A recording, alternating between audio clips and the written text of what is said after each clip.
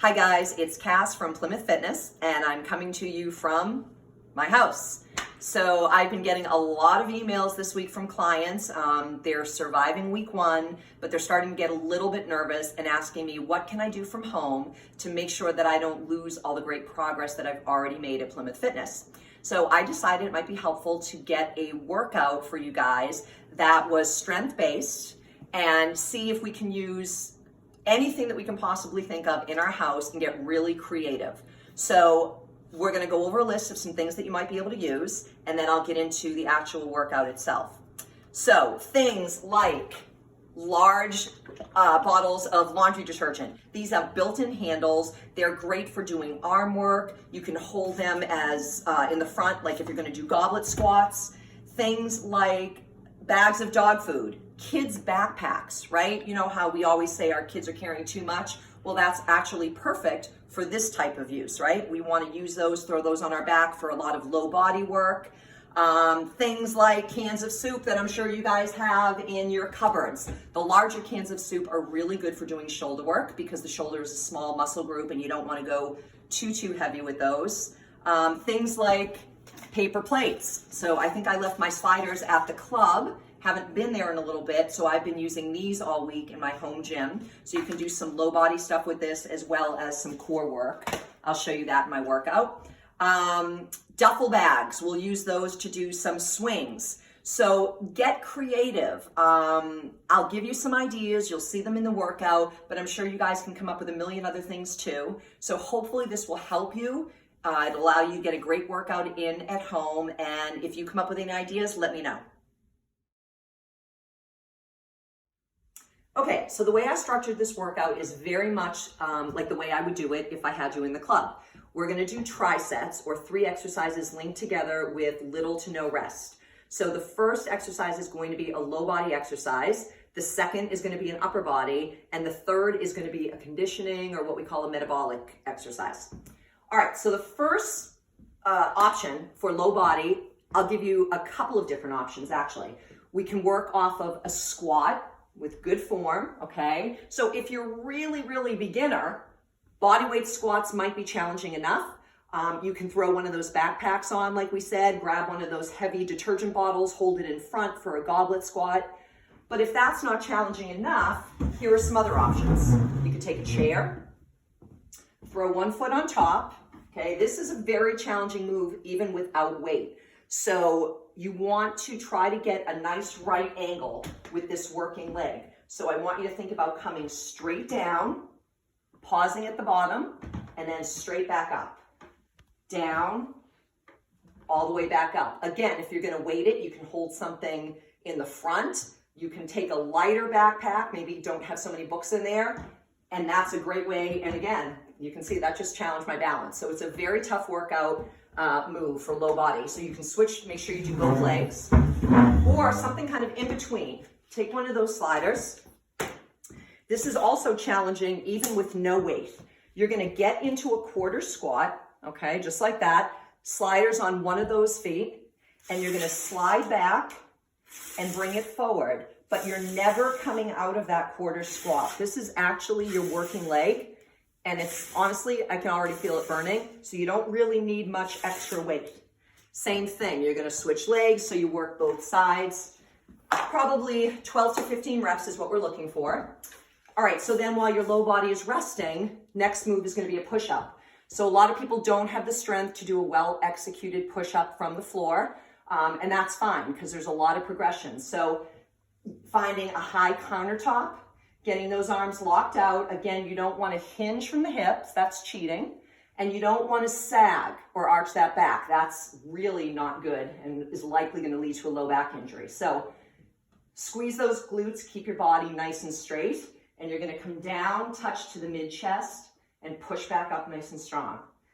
Down, push back up nice and strong. If this is too easy, a high countertop, then go to a lower table, like a dining room table is gonna take you down several inches.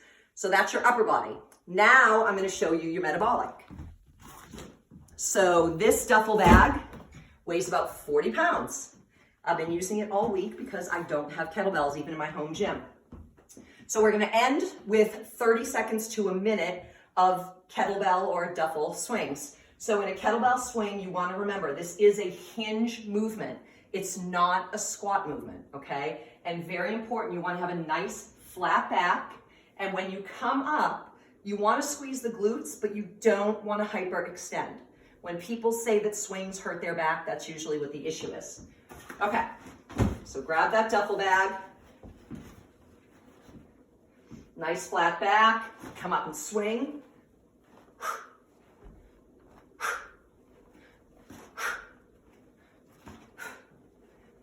Squeeze those glutes at the top.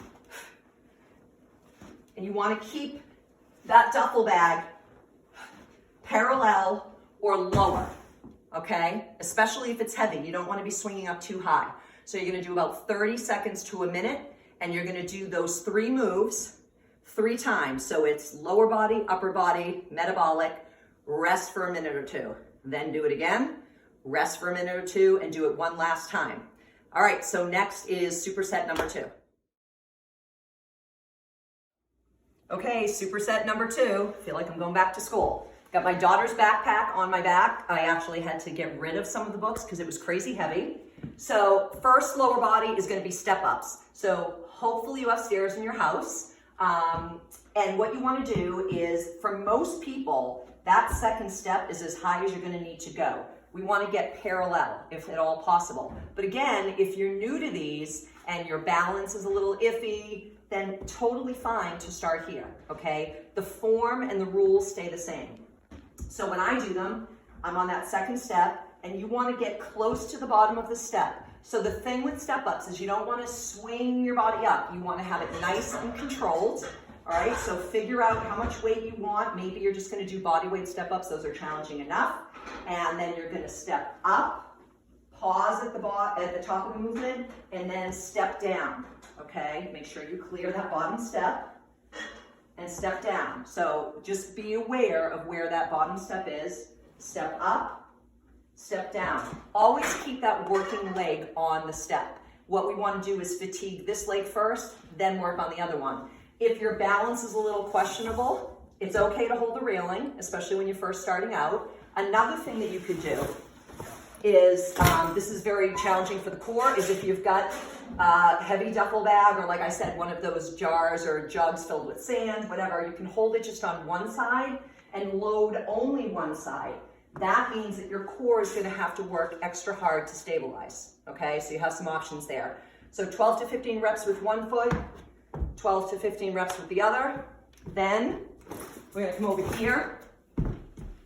And our next move, bringing back the duffel bag, we're going to do bent over rows. So working your back is actually very difficult if you don't have equipment. And this is a great option. So again, we said this weighs about, I think, 40 pounds. So you're going to bend over, nice flat back, no rounding, wide stance.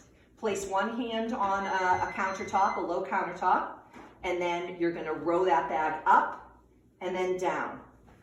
Up. Pause at the top and down. Make sure that you're not jamming that elbow up really, really high. That is unnecessary, okay? So just past the torso and then down. Just past the torso, pause, and down. Okay, 40 pounds, that's actually pretty challenging. And then the last thing we're gonna do is metabolic. So this is, again, a conditioning exercise. So this is definitely intermediate to advanced, but it's a great exercise to put into the mix because it also takes some coordination, and that's something that I think all of us can work on. So this is called a sprinter skip. So one leg is forward, opposite hands on the floor, this hand's back. So what you're going to be doing is coming up, driving this opposite leg, so the left knee is going to drive up, and the right arm comes forward. So it's always this alternating, right? This is what we do when we run. We alternate arms and legs, same type of thing. But then you're going to add a metabolic or a plyometric hop. So just like this. Touch the ground every rep. Drive that arm front and back. So front when you come up, back when you're down, okay?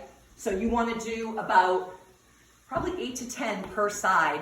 You can already see is going to get your heart rate up. So same as the first thing. Lower body, upper body, metabolic, rest for a minute or two.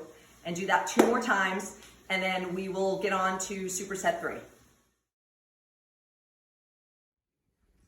Okay, so now we're on to superset 3. We're gonna be doing hamstrings and glutes, shoulders, and then we'll add a metabolic. So you're gonna wanna take your paper plates, one heel in the middle of each plate, lay back. So I'm gonna just tell you right now, this is pretty advanced and very challenging. So don't get frustrated if you can only do a few. All right, so when you lay back, the first part of the move is you wanna pick your hips off the floor. So you should be able to keep your hands right here and feel nothing. And try not to, during the move, have your glutes touch the floor again, okay? So pick the butt off the floor, dig those heels in, and bring those sliders as close to your glutes as you can. Then straighten the legs again. Bring them in, straighten the legs. You are going to feel this intensely in your hamstrings and your glutes. Very, very challenging, okay? So that's your lower body. Then, I don't think I've ever gotten so much use out of a Tide bottle before.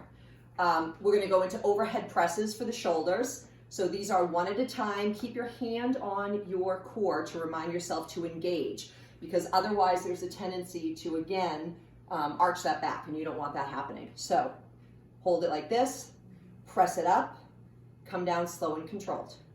Press it up, come down slow and controlled. 12 to 15, switch sides, 12 to 15.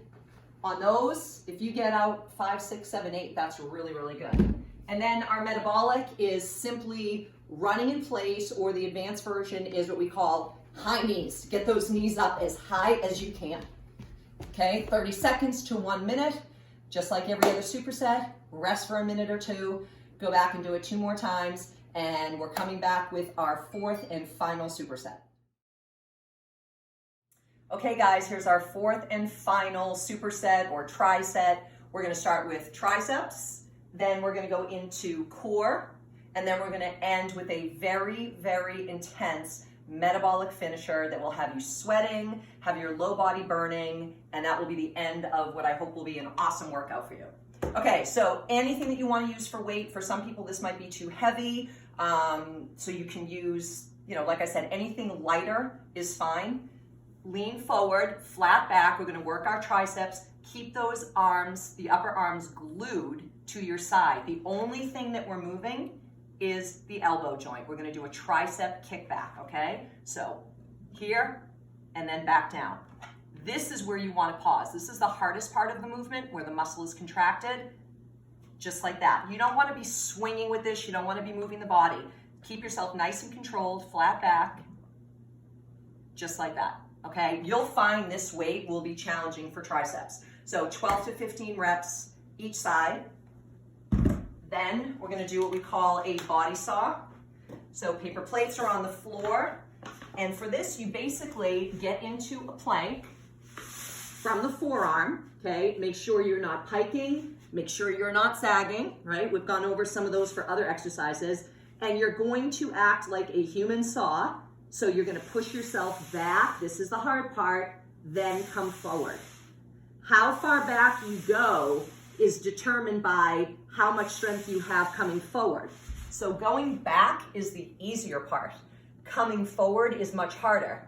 So what you don't wanna do is go so far back that you have to shoot forward with a lot of speed. This should be slow and controlled. The slower and more controlled it is, the harder it is. Pause. And come forward nice and slow.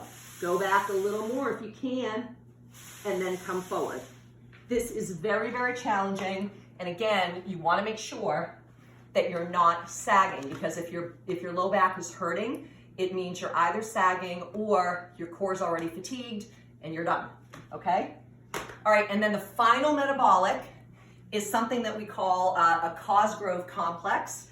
Alan Cosgrove came up with this. It's a leg burner for sure. We end a lot of HIIT classes with this. So it's 20 seconds, set a timer. It's 20 seconds of fast, controlled body weight squats. So you're gonna set your timer, you're gonna do this for 20 seconds as fast as you can, but you still wanna maintain good squat form, right? Which means sticking that butt back, making sure the knees don't go over the toes, squeezing the glutes at the top. So you're gonna do 20 seconds of that. Then you're gonna do 20 seconds of squat jumps.